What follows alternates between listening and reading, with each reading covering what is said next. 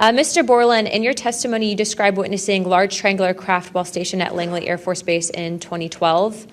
Can you explain what you observed in terms of size, behavior, and why you're confident it was not conventional technology? Great question, ma'am. So on the base, I lived in the barracks. There was a little smoke pit outside. I was there on the telephone and looking across to the flight line, and I see a white light pop up and stop about 100 feet in the air. I thought it was a weather balloon. I've seen tests from there before, weeknight, normal thing, not surprising. I actually finished my cigarette and I began walking up towards the flight line. The light then flies across the base, across the flight line, and as it flies to me, a triangle manifests around the light. I can't tell you if it's active camouflage. I can't tell you if it appeared around the light, but I can tell you that it was a white light and then it was a triangle. It stopped about 100 feet in front of me and approximately 100 feet above me. My telephone got extremely hot, completely froze, dead. I remember how thick it was. It was between 1 to 2 stories thick, equilateral triangle. I could never see the top of it, and the edges were 90 degrees.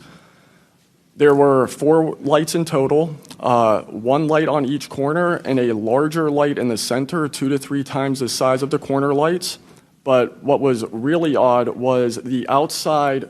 The best way to describe it is like looking at a James Webb telescope picture, where you have the colors and then the black background. So the craft itself was this black metallic flake paint, but on top of the craft was this gold, lava, plasma, some type of fluid going over and around the craft.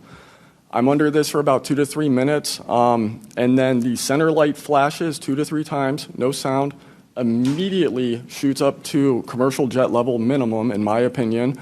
And I immediately feel static electricity all over my body, and then I smell the smell of after a thunderstorm or lightning storm, that really strong summer thunderstorm smell. Gets up to flight level. I'm trying to get my phone reset, and I can only see the center light at this point. If I didn't actually see it take off, I would have thought it was a star.